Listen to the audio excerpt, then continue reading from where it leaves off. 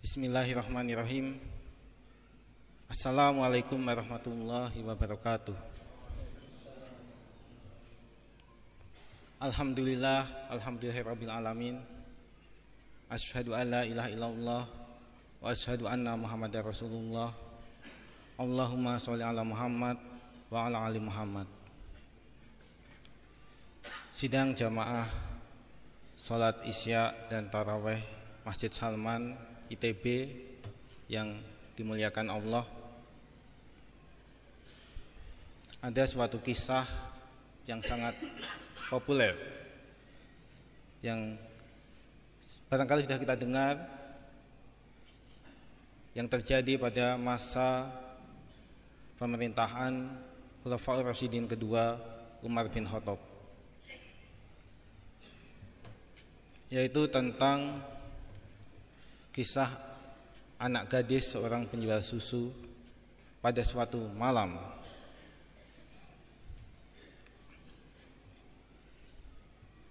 Ibunya memerintahkan kepada anak gadisnya tersebut untuk mencampur susu yang diperah yang akan dijual keesokan harinya dengan air.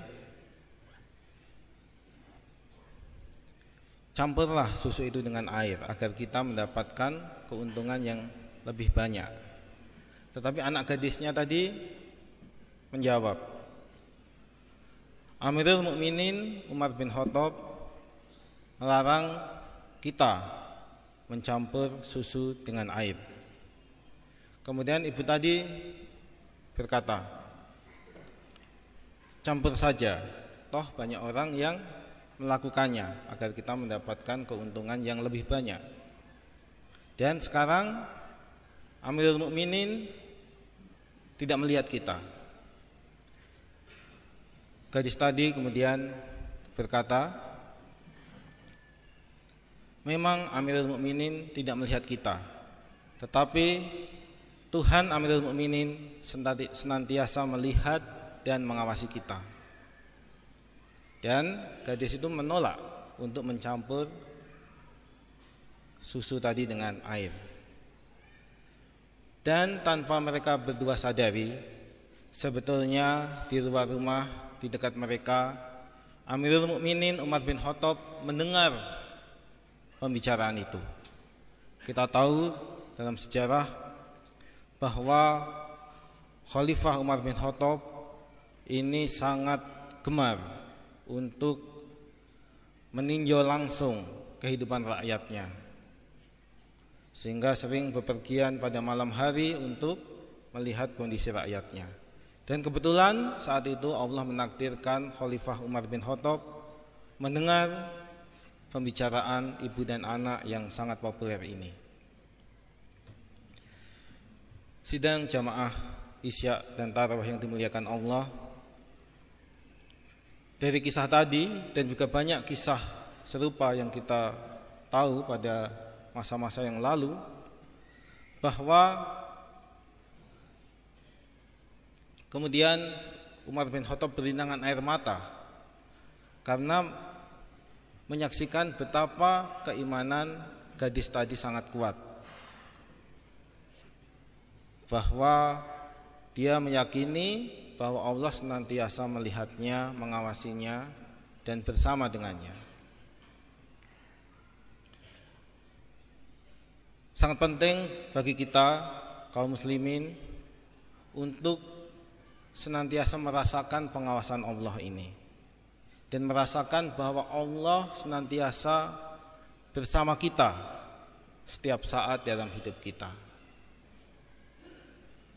Dalam banyak ayat Al-Quran, kebersamaan Allah atau yang biasa disebut dengan ma'iyatullah ini banyak tersebut dalam ayat Al-Quran, baik kebersamaan Allah kepada hambanya yang bersifat umum, artinya dinikmati oleh seluruh makhluknya, ataupun yang bersifat khusus, yang hanya diberikan kepada orang-orang yang beriman dan bertakwa kepada Allah Subhanahu wa taala. Jadi ada kebersamaan Allah kepada makhluknya yang bersifat umum dan yang bersifat khusus. Kebersamaan Allah kepada makhluk yang bersifat umum ini ada dalam bentuk yang pertama adalah pengawasan dari Allah. Dan yang kedua ada dalam bentuk kebaikan Allah. Dapat kita lihat misalkan dalam Quran surat Al-Mujadalah ayat 7. A'udzubillahi minasyaitonirrajim. Bismillahirrahmanirrahim. Alam tara annallaha ya'lamu ma fis sama Alam tara annallaha ya'lamu ma fis samawati wa ma fil ard ma yakunu min najwa salasatin illa huwa rabi'uhum wala khamsatin illa huwa sadisuhum wala adna min dzalika wala aksara illa huwa ma'ahum aina makanu summa yunabbi'uhum bima 'amilu yaumal qiyamah innallaha bikulli syai'in alim. Tidakkah engkau perhatikan bahwa Allah mengetahui apa yang ada di langit dan apa yang ada di bumi? Tidak ada pembicaraan rahasia antara 3 orang, melainkan dialah yang keempatnya. Dan tidak ada pembicaraan antara 5 orang, melainkan Allah lah dialah yang keenamnya. Dan tidak ada yang kurang dari itu atau lebih banyak, melainkan Dia Allah pasti ada bersama mereka dimanapun mereka berada. Kemudian Dia akan memberitakan kepada mereka pada hari kiamat apa yang telah mereka kerjakan. Sesungguhnya Allah Maha mengetahui segala sesuatu. Jadi ada pengawasan Allah kepada kita semua, kepada seluruh makhluknya. Jadi setiap saat kita diawasi oleh Allah. Dan Allah memberikan pengawasan secara langsung dan juga merintahkan malaikat untuk mencatat amal baik dan buruk kita. Kemudian kebersamaan Allah yang kedua itu diwujudkan dalam kebaikan Allah kepada seluruh manusia. Bahwa makhluk ditakdirkan untuk bisa hidup, kemudian diberikan udara untuk bernafas, diberikan air untuk minum, yang mana ini dinikmati juga oleh seluruh makhluknya, baik dia beriman maupun tidak. Jadi bentuk kebersamaan Allah yang bersifat umum ini tidak memandang apakah orang itu beriman atau tidak, semua diberikan, semua diawasi oleh Allah dan semua mendapatkan kebaikan dari Allah. Nah, respon dari makhluk inilah yang membedakan antara orang-orang yang beriman dengan orang-orang yang kafir. Orang-orang yang beriman merespon pengawasan dari Allah ini dengan senantiasa menjaga amal perbuatannya. Merespon kebaikan dari Allah dengan bersyukur. Sementara orang-orang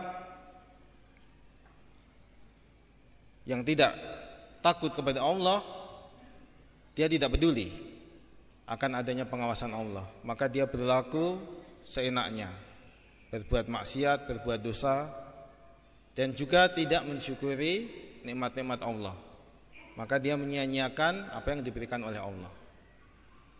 Nah, orang-orang yang mensyukuri nikmat Allah dan senantiasa merasakan pengawasan Allah ini kemudian layak mendapatkan kebersamaan Allah yang bersifat khusus, yaitu yang hanya diberikan kepada hamba-hambanya yang beriman. Dan kebersamaan Allah yang bersifat khusus ini diberikan diantaranya juga dalam 2 hal. Yang pertama adalah dalam bentuk dukungan Allah. Dalam ayat-ayat Al-Quran misalnya kita bisa menyaksikan bagaimana kisah Musa alaihissalam yang dibersamai oleh Allah. Kita ingat dalam Quran surat Toha misalnya, Allah merintahkan kepada Musa untuk datang kepada Fir'aun.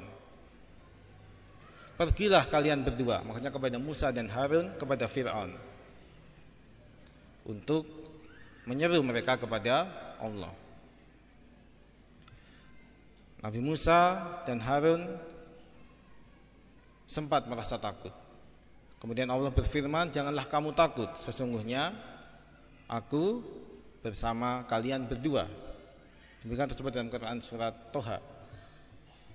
Jadi ada dukungan Allah yang diberikan secara langsung kepada Nabi Musa dan Harun karena keimanan mereka kepada Allah.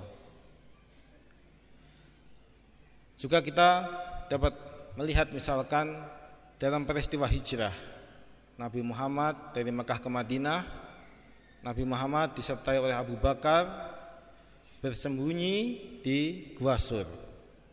Kemudian Abu Bakar merasa takut, merasa cemas karena melihat orang-orang kafir Quraisy yang mengejarnya sudah kelihatan berada di mulut gua. Maka kemudian Nabi Muhammad menghibur Abu Bakar, janganlah kamu takut, sesungguhnya Allah bersama kita. Itu yang diabadikan oleh Allah dalam Quran surat At-Taubah ayat 40. Jadi ada dukungan yang diberikan oleh Allah kepada hamba-hambanya yang beriman. Allah membersamai mereka secara khusus dengan memberikan dukungan pada saat-saat kritis. Dukungan ini juga diberikan misalnya ketika Nabi Ibrahim akan dibakar dan dibakar oleh Raja Namrud. Maka Allah memerintahkan dan memberikan dukungannya kepada Ibrahim dengan memerintahkan api menjadi dingin. Kemudian kebersamaan Allah yang bersifat khusus selain diberikan dalam bentuk dukungan dari Allah, juga diberikan dalam bentuk kemenangan dari Allah kepada orang-orang yang beriman. Kita lanjut kembali kisah Musa tadi, bahwa Nabi Musa bersama Bani Israel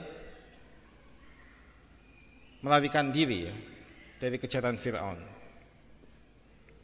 Kemudian mereka menjumpai Laut Merah. Para pengikut Nabi Musa sudah sangat khawatir dan cemas. Tentara Fir'aun ada di belakang kita, di depan kita laut. Kita pasti akan tersusul oleh tentara Fir'aun ini. Tapi Nabi Musa menghibur, janganlah takut, sesungguhnya Allah bersamaku dan Dia pasti akan memberi petunjuk kepadaku, sebagaimana yang diabadikan dalam Quran surat Asy-Syu'ara. Dan kemudian Allah benar-benar memberikan petunjuknya kepada Nabi Musa dengan memerintahkan memukul tongkatnya ke lautan, sehingga terbelahlah Laut Merah itu menjadi dua, menjadi jalan, dan kemudian Nabi Musa dan para pengikutnya Bani Israel melintasi Laut Merah itu dan selamat. Sementara Raja Fir'aun dan tentaranya ketika melewati jalan itu kemudian ditenggelamkan oleh Allah Subhanahu wa taala. Kemudian kita juga mengingat betapa kemenangan ini juga diberikan kepada Rasulullah Muhammad SAW dalam beberapa peperangan yang kritis. Misalkan dalam perang Badar, di mana kaum muslimin hanya berkekuatan 313 orang melawan kaum kafir Quraisy yang berjumlah lebih dari 1000 orang. Allah memberikan kemenangan kepada kaum muslimin dengan sebelumnya memberikan dukungan dengan bala tentara dari malaikat, sehingga kaum muslimin dapat memenangkan peperangan itu. Sidang jamaah yang dimuliakan Allah,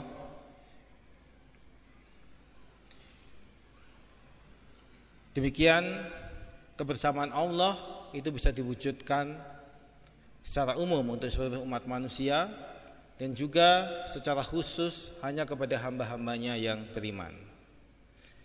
Selanjutnya yang penting bagi kita adalah bagaimana kita bisa merasakan kebersamaan Allah ini dan kita merasa yakin bahwa Allah senantiasa menyertai kita. Allah Subhanahu wa taala berfirman dalam Quran surat At-Tolak, wa may yattaqillaha yaj'al lahu makhraja wa yarzuqhu min haitsu la yahtasib wa may yatawakkal 'ala Allahi fahuwa hasbuh. barang siapa yang bertakwa, niscaya Allah akan memberikan jalan keluar dan rizki dari arah yang tak disangka-sangka. Barang siapa yang bertakwa, niscaya Allah akan mencukupi segala keperluannya. Jadi cara yang pertama tentu kita adalah mesti berusaha menjalankan ketaatan kepada Allah dengan sekuat-kuatnya, dengan ibadah kepada Allah. Hanya dengan ibadah kepada Allah yang kuat inilah kita akan merasakan kebersamaan Allah kepada kita. Kemudian yang kedua, kita mesti menjadi orang-orang yang sentiasa berusaha menegakkan aturan-aturan Allah dan berjihad atau berjuang di jalan Allah, berdakwah kepada sama manusia. Karena jalan yang mulia yang ditempuh oleh para rasul adalah jalan dakwah, mengajak atau menyeru manusia kepada Allah, menyuruh kepada yang ma'ruf dan mencegah dari yang mungkar. Hal-hal yang sederhana yang bisa kita lakukan, sesungguhnya kalau kita berusaha melakukan sholat dengan khusyuk, insya Allah Allah akan memberikan kepada kita kesadaran bahwa Allah senantiasa bersama kita. Sholat yang khusyuk ini pula yang akan membawa kita kepada keberuntungan. Qad aflahal mu'minun alladzina hum fi sholatihim khashi'un. Sangat penting bagi kita untuk berusaha untuk menjalankan sholat dengan khusyuk agar kita merasakan kehadiran Allah pada kehidupan kita. Sangat penting bagi kita menghadirkan hati kita ketika sholat agar kita juga senantiasa merasakan kehadiran Allah dalam kehidupan kita. Kemudian misalnya dengan ibadah puasa juga, kalau kita lakukan dengan kesadaran yang sepenuhnya, insya Allah dapat membawa kita juga pada kesadaran akan hadirnya Allah bersama kita. Ketika kita puasa, kita barangkali merasa khawatir kita akan capek, mengantuk.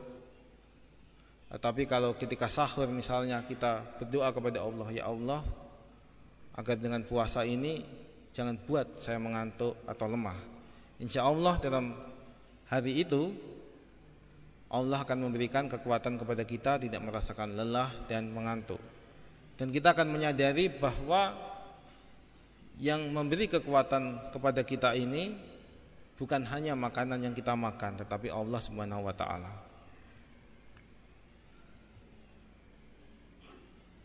Sidang jamaah Isya dan tarawih yang dimuliakan Allah,